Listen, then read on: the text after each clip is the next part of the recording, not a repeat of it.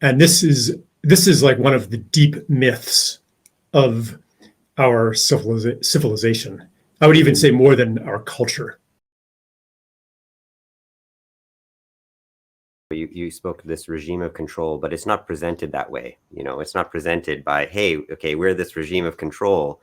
There's a narrative behind it, and it's this story of progress, right? That with the control is presented as progress, right? And that's how we sort of all decide to participate in it, right? Or you invite people to participate in it. And, I was listening to a talk that you said that, something about what's happened with the pandemic is it's also given us a glimpse of what the endpoint of that kind of looks like, right? We're all living at home and we can order everything online. We can meet online. We can have things delivered to us. We, have, as soon as there's a medical problem, we can quickly mobilize a vaccine or something to be able to solve it. I mean, it's, I like how you articulated that is giving us a glimpse of what the endpoint looks like. And it's giving us pause to say, wait a minute, is this really a direction that we want to go? It's making a choice that had been implicit and unconscious into something more conscious.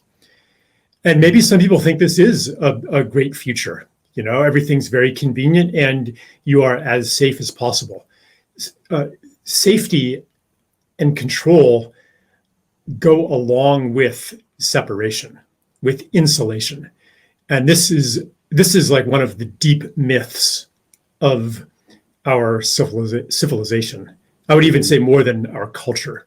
Can you tease that out a little bit more? Because you really articulate this story of separation versus the story of interconnectedness. And without going into, a long explanation of it, like what is this core thing? How does it feed into one story versus the other?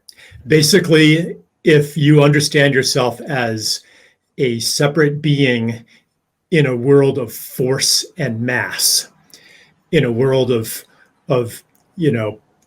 particles out there randomly subject to the forces of physics, and in a universe that is inexorably degenerating toward entropy, where the forces of nature are arbitrary and there's no intelligence in the world outside of ourselves, but human beings are the sole intelligence and the sole source of order.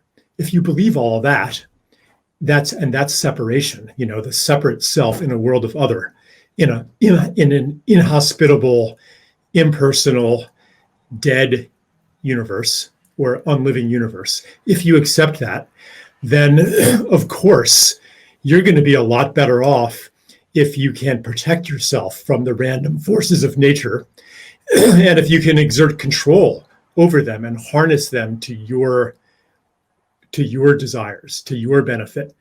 And this is true as individuals, but also as a species. So the story, the myth, this is a myth, okay? I'm not going to say whether it is true or not, or, quote, just a myth.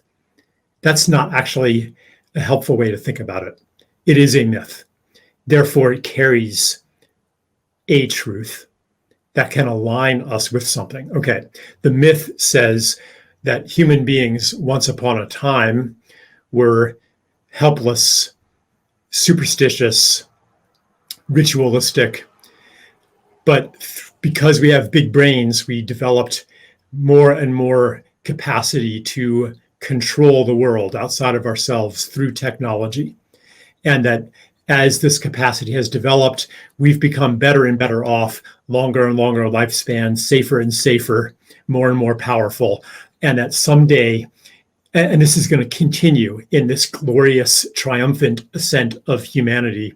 And someday, maybe we'll be able to exert complete control on the world, on our genes, on molecules and atoms, and we'll enjoy immortality, and we'll be able to engineer suffering out of our brains through control of neurotransmitters, and everyone can get an implanted chip to interface with your neurons and provide you only the best experiences, and any germ, any other organism that is out of place, we can banish that. We can destroy it, and we'll have perfect health, because life is fundamentally a war of each against all.